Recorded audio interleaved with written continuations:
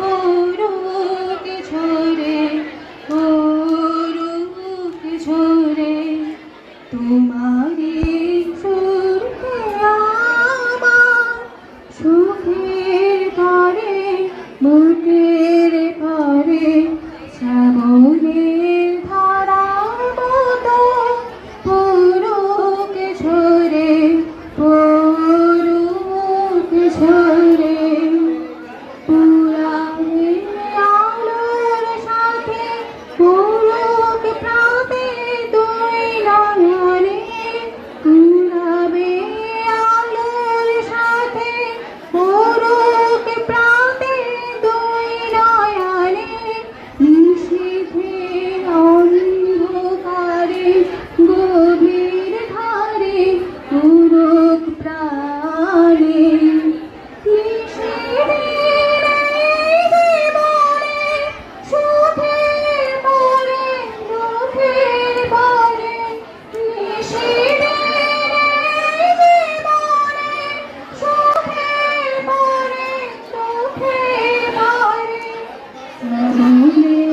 ধারার মতো পুরুক ঝরে পুরুক ঝরে যে শাখায় ফুল ফোটে না ফল ধরে না একেবারে তোমার ওই বাদল বায়ে দিক জাগায় সেই শাখারে যা কিছু জীর্ণ আমার দীর্ঘ আমার জীবন হারা যা কিছু জীর্ণ আমার দীর্ঘ আমার জীবন হারা তাহারি স্তরে স্তরে পুরুক প্রাণ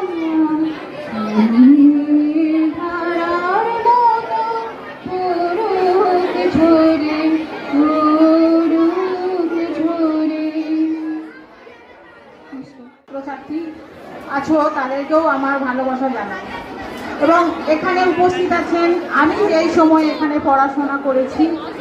আমি এখান থেকে 1992 সালে মাধ্যমিক পাশ করে বেরিয়ে গেছি, মানে অনেক দিন আগে। তখনকার শিক্ষক এখন আমি একজনকেই পেয়েছি, উনি হচ্ছেন আমাদের ইতিমধ্যে উনি এখান থেকে রিটায়ারমেন্ট নিয়ে চলে গেছেন পীযূষ বাবু, আমার প্রধান শিক্ষক মহাশয়। ওনাকেও আমার সশ্রদ্ধ প্রণাম জানাই এবং সর্বোপরি আজকের বিদায়ী শিক্ষক শ্রী অচিন্ত কুমার মণ্ডল। আমি যদি ওনার সম্বন্ধে দু চার কথা না বলি তাহলে হয়তো আমি নিজেকেই ক্ষমা করতে পারবো না, কারণ আমি এখানে 1992 সালে পাশ করে যাই। তারপর আমার প্রায় শিক্ষকতা জীবন, আমি এখন একটা কলকাতার স্কুলে শিক্ষিকা, ইংরাজি বিষয়ের শিক্ষিকা। আমি যখন এখানে পড়াশোনা করি, আমি মাধ্যমিকে একটু ভালো রেজাল্ট করেছিলাম বলে আমি ভেবেছিলাম যে আমি মনে হয় সায়েন্সের ছাত্রী, সায়েন্সে ভালো রেজাল্ট করতে পারবো। আমি সায়েন্সে ভর্তি হয়ে গেছিলাম 11-12-এ, কিন্তু আমার যে সায়েন্সের বেস নেই তখন তো আমি অপরিণত বুঝতে পারিনি। আমাকে যখন উনি নিজের মেয়ের মতো কাছে ডেকে বললেন, শোন রে মা, তোর বেসটা কিন্তু ইংরাজি, তুই ইংরাজি নিয়ে এগিয়ে যা। তারপর আমি উচ্চ মাধ্যমিকের পর সেই ইংরাজি বিষয়েই আমি অনার্স নিয়ে পড়াশোনা করলাম, করে আমি শিক্ষকতা পেলাম। তাই আজকে আমি হয়তো আজকে আমার কর্মজীবনে একটা দিন আমার চলে গেল, হয়তো আমাকে আজকে একটা ছুটি নিয়ে স্যারের জন্য আসতে হয়েছে। আমি প্রত্যেক দিন, প্রত্যেক বছর শিক্ষক দিবস মানে টিচার্স ডে দিনে স্যারকে সকালবেলায় ফোন করে ওনার আমি আশীর্বাদটা নিই। এইবারেও করেছিলাম যথারীতি। তখন উনি আমায় বললেন, হ্যাঁ রে মা, শোন না, আমার না এই 30 তারিখে আমার কর্মজীবনের শেষ দিন, তুই আসবি মা। আমি কিন্তু সঙ্গে সঙ্গে তৎক্ষণাৎ অগ্র পশ্চাৎ চিন্তা না করে আমি সঙ্গে সঙ্গে বললাম, হ্যাঁ স্যার আমি আসবো। ওই দিন আমি আপনার সামনে যত বাধাই থাক আমি কিন্তু উপস্থিত হব।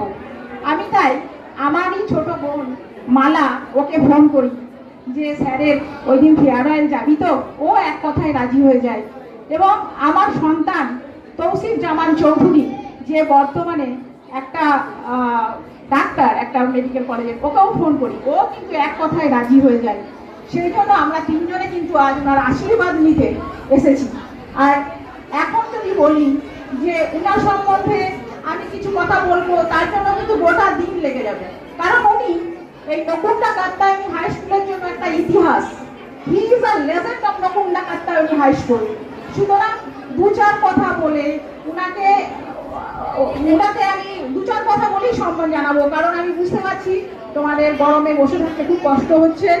এবং আরেকটা কথা বলে রাখি যে আমিও যেহেতু ব্যক্তিগত জীবনে একজন শিক্ষক শিক্ষিকা, আমরা জানি যে শিক্ষক শিক্ষিকারা মা বাবার দ্বিতীয় রূপ হয়, এবং আমি আমার জীবনে সেটা জীবন দিয়ে উপলব্ধি করেছি। কারণ আমি আমার জীবনে ব্যক্তিগত জীবনে কিছু একটা অপূর্ণতা ছিল, তার জন্য আমার মা বাবা যতটা পরিমাণ সমব্যথী ছিলেন, তার সঙ্গে আমার এই শিক্ষক মহাশয় যিনি বিদায়ী চেয়ারের সিট অলঙ্কৃত করে বসে আছেন, তিনিও কিন্তু সমপরিমাণ সমব্যথী ছিলেন। তিনি আমায় একদিন বললেন, জানিস মা, আমি কিন্তু ঠাকুরে খুব একটা বিশ্বাস করি না, কিন্তু তোর জন্য আমি ঠাকুরের কাছে পুজো দিয়েছি, তোর এই জীবনের অপূর্ণতা কিন্তু একদিন পূর্ণ হবে। তখন আমার মনে হলো যে সত্যি শিক্ষককে যে বলে যে মা বাবার দ্বিতীয় রূপ, এখানে সত্যি আমি সফল যে আমি ওনার আশীর্বাদ পেয়েছি, যে উনি আমার জন্য ঠাকুরের কাছে পুজো দিতে গেছেন যাতে আমার এই ব্যক্তিগত জীবনের সম্পূর্ণতা ফিরে আসে। তাই আজ আমি হয়তো অনেক কিছু বড় কিছু হতে পারিনি, আমি সামান্য একজন স্কুলের শিক্ষিকা। তো এই যে সফলতা, যতটুকু সফলতা আমি পেয়েছি, সেই সফলতাটুকু আমি শ্রদ্ধার্ঘ হিসাবে আমি আমার যেমন মা বাবাকে নিবেদন করি, ঠিক একইভাবে আমার মাননীয় শিক্ষক অচিন্ত কুমার মণ্ডলকে নিবেদন করে গেলাম। আর তোমরাও যারা পড়ছো এখনো, তোমরা এই স্কুল খুব ভালো স্কুল, এই স্কুলে তোমরা ভালো করে পড়াশোনা করো, ভালো করে পড়াশোনা করে তোমরাও জীবনে প্রতিষ্ঠিত হও, এই কামনা করি। আর স্যারকে বলি, স্যার আপনি যেমন আশীর্বাদের হাতটা আমার উপরে চিরকাল রেখেছিলেন, আপনি আমার উপরে রাখবেন। আমি কিন্তু আপনার সেই স্নেহধন্যা ছাত্রী, সেই আপনার ছোট্ট মেয়ে, হয়তো বয়সটা বেড়ে গেছে, কিন্তু আপনার কাছে তো আমি সেই ছোট্ট মেয়ে, সেরকমই থাকতে চাই। আপনি কিন্তু আমার মাথার উপরে সেই আশীর্বাদের হাতটা রাখবেন, সরিয়ে নেবেন না। আর যেমন আমাকে ফোন করতেন, মাঝে মাঝে ফোন করবেন আপনি। আর এইটুকু কামনা করি যে এই যে আপনি যে রিটায়ারমেন্ট নিয়ে গিয়েছেন, এরপরে আপনার যে জীবন, পরবর্তী রিটায়ারমেন্ট যে পরবর্তী যে জীবন, সেটা যেন খুব রোগমুক্ত হয়, মানে এবং আপনার দীর্ঘায়ু কামনা করি। এবং সকলের কাছে আবারও যদি কিছু ভুল ত্রুটি হয় ক্ষমা চেয়ে নিয়ে আমি আমার ছোট্ট বক্তৃতা শেষ করলাম। ধন্যবাদ। ভাই বোনেদের জানাই আন্তরিক ভালোবাসা। আর আজ যার উদ্দেশ্যে আজকের এই বিদায়ী অনুষ্ঠান, তাকে জানাই আমার শতকোটি প্রণাম। আজ বেশি কিছু বলার মতো আমাদের মানসিক অবস্থা নেই, তবে দু চার কথা না বলে পারছি না। অচিন্তবাবু শুধু আমাদের শিক্ষকই নন, উনি আমাদের অভিভাবক, পিতামাতা, গুরুজন, সব কিছু। আমরা ওনার কাছে আমাদের সমস্ত অসুবিধার কথা খুব সহজেই বলতে পারি। উনি আমাদের সমস্ত সমস্যা আন্তরিকতার সাথে শুনতেন এবং তার সমাধানের জন্য চেষ্টা করতেন। আমরা ওনার মতো একজন শিক্ষক পেয়ে খুবই গর্বিত। এনারা হলেন আমাদের স্কুলের অলংকার। কিন্তু দুঃখের বিষয় এই যে নকুন্ডা কাত্যায়নী হাই স্কুল ধীরে ধীরে হারাতে চলেছে তার অলংকারগুলিকে। এ প্রসঙ্গে রবীন্দ্রনাথ ঠাকুরের ভাষায় বলতে ইচ্ছে করে, যেতে আমি দিব না তোমায় ধরণীর প্রান্ত হতে, নীলাভ্রের সর্বপ্রান্ততে ধ্বনিতেছে চিরকাল অনদ্যন্ত রবে। যেতে আমি দিব না তোমায়, যেতে নাহি দিব, সবে কহে যেতে নাহি দিব। আমি একটি ছোট্ট কবিতা বলে আমার বক্তব্য শেষ করব। বিদায়, আব্দুর রহমান। মনের ভাষা শব্দহীনা, ছিন্ন হৃদয় বীণ, কেমন করে বলবো বলো আজ বিদায়ের দিন। বিদায় মানে কষ্ট হাজার, দুঃখ ভরা মন, খুব নীরবে খুঁজে নেয়া স্মৃতির আলিঙ্গন। বিদায় সে তো ছন্দ মতন নদীর বয়ে যাওয়ায়, ফুল গলিতে ঝরে যাওয়া মিঠুর কোনো হাওয়ায়। বিদায় মানে আনবো না মন তালা মনের ঘরে, হাজার স্মৃতি মন পাড়াতে শুধুই ঘরে ফেরে। এই আজকে বিদায়, তাই তো বিধি ব্যথার আলপিনে। লক্ষ কোটি শ্রদ্ধা সেলাম সকল গুরুজনে, যাদের বোনা জ্ঞান বৃক্ষ সবার হৃদয় মনে। তাদের সকল ভালোবাসা শাসন শিক্ষা দানে, মন খারাপের সকল সুরে বেজে ওঠে গানে। রইল বাঁধা অনেক কথা জীবন নদীর ঘাটে, সুপ্রভাতের উদয় হওয়া সূর্যি গেল বাটে। এই সুপ্রভাতে সুদয় হওয়া সূর্যি গেল বাটে।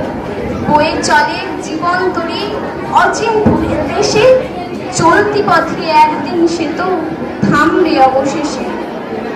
যদিও বা বিদায় হলো এই অঙ্গন থেকে, স্মৃতিগুলো মালা হয়ে থাক মাধুরী মেখে।